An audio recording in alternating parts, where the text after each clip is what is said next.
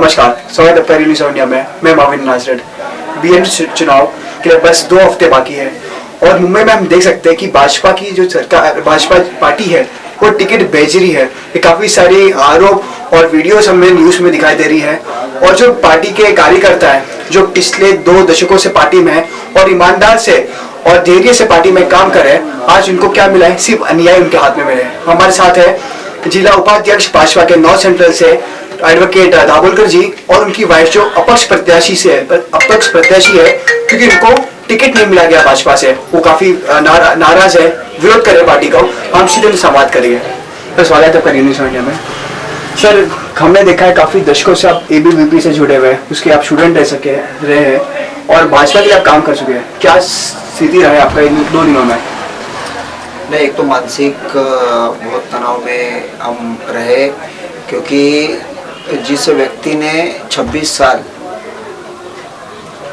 पहले student activist से बाद में भारतीय जनता पार्टी में काम किया, बहुत मेहनत से काम किया, लोगों तक पहुँचे और आज लोगों में वातावरण है कि भारतीय जनता पार्टी का कैंडिडेट कोई रह सकती है तो विवेका दाभोलकर रह सकती है। लेकिन भारतीय जनता पार्टी ने भी अन्याय किया। जो 6 महीने पहले पार्टी में आई, जिसने कुछ काम नहीं किया, उसको भारतीय जनता पार्टी का चेहरा बना के कैंडिडेट उन्होंने खड़ा किया। हमारे साथ अन्याय हुआ है। भारतीय जनता पार्टी के हम निष्ठावान कार्यकर्ता हैं, हम विचारों से जुड़े हैं भारतीय जनता पार्टी को, हम मोदी जी के विचारों से जुड़े हैं। मोदी जी जो एक एक्टिविटी चला रहे हैं पूरे देश में, उससे जुड़े हैं। तो ये अन्याय हमारे ऊपर हुआ है और हम मोदी जी के पीएमओ कार्यालय तक ये अन्याय पहुंचाएंगे। एडवोकेट राजेश, हमने देखा है कि तभी दिल्ली में विधानसभा चुनाव थे 2015 में, तो सेम सिचुएशन था। हिरण बेदी का जब पैराशूट कैंडिडेट उतारा था, जबकि दिल्ली में भी बहुत सारे बड़े चेहरे थे, विजय गोयल, डॉक्टर हर्षवर्धन, काफी चेहरे थे। सेम सिचुएशन आज भी यहाँ पर हमें दिखाई पड़ रहा है। काफी सारे दिग्गज नेता है भाजपा में, लेकिन टिकट एक पैराशूट कैंडिडेट को ही दे रहे हैं। सिर्फ आपका ही सवाल नहीं है, बाकी हर जगह का सेम सिचुएशन है। बहुत सारे जगह पे है, जैसे कि अंधेरी ईस्ट विधानसभा में मुरजी पटेल और मिसेस पटेल दोनों एक घर में 2 टिकट दिए हैं। वैसे ही मकरंद नार्वेकर अपक्ष कैंडिडेट थे जो भारतीय जनता पार्टी में आए, उनके और उनके वाइफ को टिकट दिए। यानी निष्ठावान कार्यकर्ताओं को दबाना, उनको बाजू में लेना, और वो सोचते हैं कि अरे निष्ठावान कार्यकर्ता है, ये लड़ेगा हमारे खिलाफ, हम उसको समझाएंगे। तो हमें ये दिखाना है कि निष्ठावान कार्यकर्ता अब चुप नहीं बैठेगा, वो लड़ेगा और जीत के बताएगा। सिर्फ किसी को गिराने के लिए नहीं, हमको जीतने के लिए लड़ना है और वो हम कर रहे हैं। सर, सवाल है आपसे कि क्योंकि आप महेश पारे काफी क्लोज थे, हमने देखा आपको काफी सारे बैनर में, तस्वीरों में पूनम महाजन, आशीष शेलार, पंकज जी जो एमएलए काफी के आप सबके करीब हो, तो भी आपको टिकट नहीं दिया गया। क्या राजनीति से पीछे है कि सोनाली पाटिल को टिकट दिया गया? ये तो हम लोग भी अचरज में है कि बाबा ऐसे क्या हुआ कि जिससे हमको टिकट नहीं मिला। क्या बाबा उन्होंने उससे ज़्यादा काम किया है? ये तो हम लोग अभी भी अचंभे में है कि ऐसा क्यों हुआ बाबा, उसमें क्या देखा गया कि जिससे एक निष्ठावान कार्यकर्ता दूर रहा। तो बहुत गलत हुआ। मैं यही कहूँगा, बाकी सब समझदार है, सबको पता चलेगा कि बाबा क्या दिया है, क्यों दिया है। ये मैं मेरे मुंह से नहीं बोलना चाहता। सर, हमारे लिए ब्रेकिंग न्यूज़ होगा ये कि आप पार्टी से इस्तीफा दोगे? हाँ, मैंने पार्टी से, मैं कल पूनम महाजन जी अपने यहाँ के खासदार हैं, उनको मिलने जा रहा हूँ और मैं मेरे पूरे प्राथमिक सदस्यता जिला उपाध्यक्ष का मैं रेजिग्नेशन कर दे रहा हूँ। ओके सर, कोई पार्टी ज्वाइन करने का कोई सोच है? कोई नहीं। मैं सामाजिक काम करते रहूँगा। मोदी जी की जो योजना है वो घर घर तक पहुँचा करूँगा। ओके, विवेका जी, क्या सिचुएशन आपका रहा है तब से, क्योंकि आप प्रमुख चेहरे थे ये वार्ड के, जीतने का पूरा चांसेस था और आपको ही टिकट नहीं दिया गया? फिलहाल तो मैं यही बोलना चाहूँगी, इसे उभरने में टाइम तो लगेगा। जो सिचुएशन आज है ये मैंने सोचा नहीं था, क्योंकि शुरू से हम लोग बहुत पॉजिटिव थे।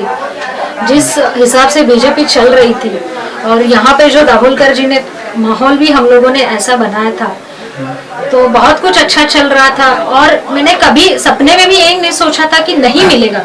इतने पॉजिटिव होकर काम कर रहे थे रात दिन। मैं नहीं, मेरे साथ इतने कार्यकर्ता थे। पक्ष को आगे बढ़ाना, बीजेपी कैसे आगे जाएगी, यही एक सोच दिमाग में थी। और आप सोचो ये पॉजिटिव, इतना पॉजिटिवनेस होने के बाद, इतनी सब कामें करने के बाद, अगर एन मोमेंट में आपको कोई बोलता है कि आपको नहीं मिला, तो आप पे क्या गुजरती होगी। आज सेम सिचुएशन मेरी है। मैं तो छोड़ो पार्टी में 3 साल हूँ या 2 साल हूँ, उससे कुछ लेना देना नहीं है, बट मेरे जो हस्बैंड है आज पूरी आधी पूंजी, जो जीवन की आधी पूंजी उन्होंने गंवाई है। उसमें मेरी 4 साल की छोटी बच्ची है, उसको भी हम लोग छोड़ के जो भागते थे कि नहीं हमको करना है काम, पार्टी के लिए करना है। आज जो अपक्ष बोल रहे हैं, मुझे पार्टी से कोई ये नहीं है, गिला शिकवा नहीं है। आज भी मैं बोलती हूँ बीजेपी बहुत अच्छी है, मेरे पार्टी के खिलाफ कुछ भी नहीं है। जो लोग हैं उन्होंने जो आज हम लोग के साथ अन्याय किया, ये अन्याय के विरुद्ध में आवाज है, क्योंकि आज अगर हम लोग चुप बैठे तो कल किसी और के साथ होगा। यही हम लोग का एक वैयक्तिक मत है कि कौन से बेसिस पे जो लेडी आई है उसको जो टिकट दिया जाता है, उसका रीजन बताइए कि हम लोगों में कमी थी, कामें नहीं की थी हम लोगों ने, या और जो है इनफैक्ट हम लोग जिस स्पीड से चल रहे थे, लोगों में दहशत थी कि बाप रे ये मियाँ बीवी इतने अच्छे काम कर रहे हैं कि उनको भी जोश आ गया। हमारे बाद बाकी पक्षों ने भी काम करना चालू कर दिया। तो ये सोच के मुझे लगता है ये ऐसा नहीं होना चाहिए था। तो इसके लिए अभी देखते हैं आगे क्या होगा, लेकिन लड़ना तो जरूरी है। और मेरा यही संदेश रहेगा कि पार्टी के खिलाफ नहीं लड़ रहे, जो अन्याय अत्याचार हमारे पास ऊपर हुए उसके खिलाफ लड़ना है। एडवोकेट राजेश, अभी अगर पार्टी ने आपको फोन किया है कभी आपसे, सेटलमेंट करने की बात की आपसे कि आप बैठ जाओ चुनाव मत लड़ो करके? नहीं, कल पूनम भाई हमारी यहाँ के खासदार है, उन्होंने बुलाया है और हमसे वो चर्चा इसमें करनी चाहती है। हम चर्चा के लिए जाएंगे, चर्चा के लिए जाएंगे और हमारा रेजिग्नेशन वहाँ पर देके आएंगे। अगर पार्टी ने आपसे कहा कि आप मत लड़िए चुनाव, नहीं ये तो सपोर्ट किया तो आप करोगे सपोर्ट? नहीं, हमने तो देखो, हम क्यों खड़े रहे, ये क्या सेटलमेंट करने के लिए या पार्टी को डराने के लिए हमने फॉर्म नहीं भरा है। हमको जीतना है और सिर्फ जीतना है, इसके लिए हमने फॉर्म भरा और हम जीतेंगे, 100% जीतेंगे। ओके विकास जी, डुबल जी, आप अभी चुनाव लड़ोगे तो आपका घोषणा पत्र क्या रहेगा, किस मुद्दे पर आप चुनाव लड़ोगे? विकास, एक तो जो चल रहा है विकास ही रहेगा आगे, और मोस्टली आप देखोगे यहाँ पे मोस्टली स्लम एरिया है, तो स्लम में इतनी सारी दिक्कतें हैं, वो है रोजगारी है जो हम लोग कर रहे, बेरोजगारी का हम लोगों ने बीच में काफी जॉब फेयर लिया था और उसको अच्छा रिस्पांस आया था। तो दिमाग में यही है, यही मुद्दा लेके हम लोग काम करेंगे, ज्यादा से ज्यादा घरों में और कैसे अच्छी तरीके से पहुंच पाएंगे यही देखेंगे। और मोदी जी की जो योजनाएं हैं, स्किल इंडिया जो आज तक मैं कर रही थी 1.5 साल से, उसके ऊपर और काम करेंगे और जाएंगे घरों घरों में। ओके, आपकी प्राथमिकता क्या रहेगी, किस मुद्दों पर? जैसे आपके एरिया में एसआरए का सबसे बड़ा मुद्दा है, चाली ज्यादा यहाँ पर, गंदगी है, तो क्या प्राथमिकता पर क्या रहेगा? प्राथमिकता तो यही रहेगा ना, विकास ही रहेगा। जो शुरू से मैं बोल रही हूँ, जो दिक्कतें हैं पानी से लेके बिजली की, जो जाते आप गली से गुजरोगे तो जो गंदगी है, ये सब तो मुद्दे रहेंगे ही ना, लेकिन विकास पे ज्यादा जोर रहेगा। ओके, आखिर में एडवोकेट, आप आशीष शेलार, पंकज अलवानी जो भी बड़े दिग्गज नेता है मुंबई के, उन तक क्या सूचना, क्या संदेश आप प्रदान करना चाहोगे? नहीं देखो, हमारे ऊपर अन्याय हुआ है और मेरी इन सारी नेताओं से रिक्वेस्ट है कि आगे जाके मेरे जैसा कोई निष्ठावान कार्यकर्ता है उस पर आप अन्याय मत करो अन्याय। आदमी उद्ध्वस्त हो जाता है उसकी पूरी जिंदगी से, क्योंकि इतना कठिनाइयों से हमने काम किया है, इतना पैसा कार्यक्रम करने के लिए डाला है, लोगों तक पहुंचने के लिए डाला है ना। कार्यक्रम को खर्चा होता है ना, वो हमने किया है, लोगों तक पहुंचे हैं। और अगर उसके साथ अन्याय होगा तो पूरा नेस्तानाबूद होगा। कार्यकर्ताओं को नेस्तानाबूद मत करो आगे जाके, यही हमको उनको बताना है। जी, कि आप चुनाव लड़ रहे हो तो क्या सूचना, क्या संदेश आप जाके मतदार जो आपको मत देंगे उनको आप प्रदान करोगे, क्यों वो आपको वोट करें?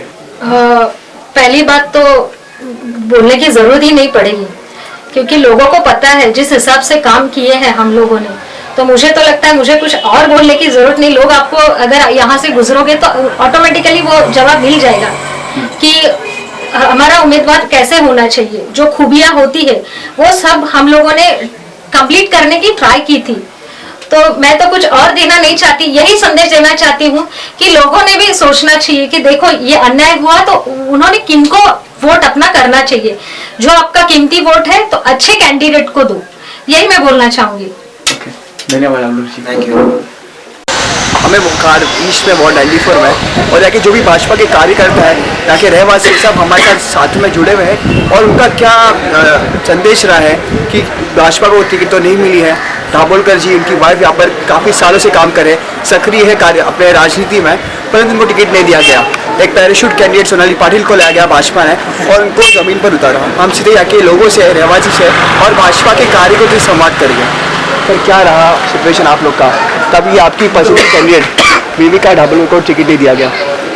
सिचुएशन ऐसा है सर कि यहाँ पे 25 कदम की दूरी पे रहने वाला, 25 सालों से कर्मठ जुझारू काम करने वाला, लोगों के लिए हमेशा तत्पर रहने वाला, लोगों को दिन रात सेवा करने वाला, ऐसे कैंडिडेट को ना उतार कर 25 किलोमीटर दूर दहिसर में रहने वाली एक पैराशूट कैंडिडेट को उतारा, उसका जिसका पति अमेरिका में रहता है। क्या वो मुझे बता सकते हैं, जनता को बता सकते हैं कि वो जीतने के बाद हमारे लिए उपलब्ध रहेंगे? हम तो ये नहीं जान पा रहे हैं कि वो है कौन, कहाँ से आई, कैसे आई, उनको टिकट कैसा मिला, हमको हमारा टिकट कटा क्यों? लोगों का रिस्पांस आप देख रहे हैं, पब्लिक कितना जमावड़ा इसीलिए हुआ है क्योंकि हम सच है और सच हम लोगों ने, और 3 दिन हम लोगों ने सर्वे किया है और जनता ने हमें बोला कि आप लोग ही भारतीय जनता पार्टी के उम्मीदवार है, यही समझकर हम आप लोगों को ही वोट करेंगे। आप लोग अपना फॉर्म वापस मत लेना, आप लड़ना। ओके, तो आपको शर्मिंदगी महसूस नहीं हुई जब आप जो पार्टी को प्यार करते हो वो 30 लाख 50 लाख में टिकट बेच रही है? ऐसा नहीं कर सकते हैं कि पार्टी टिकट बेच रही है।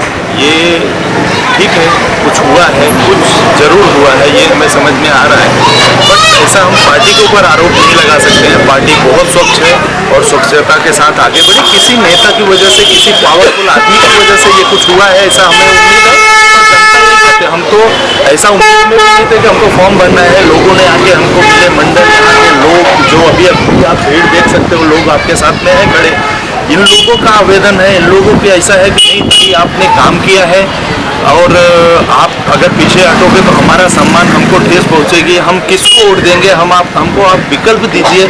उसके आधार पे ताई ने बहुत सोचा, रात को 2-2 बजे तक मंडलों से मिल रहे हैं, लोगों से जान रहे कि क्या करें। उसके बाद जो रिस्पांस आया उसके ऊपर हम लोगों ने ये फैसला लिया कि नहीं, हमको चुनाव मैदान में जाना है, चाहे किसी भी कुछ भी कहे, हमको किसी भी हद तक जाना पड़े, पार्टी से इस्तीफा देना पड़े, पार्टी हमको बेदखल कर दे, हमको निकाल दे, उसके लिए हम तत्पर और तैयार हैं, पूरी तरह से तैयार हैं।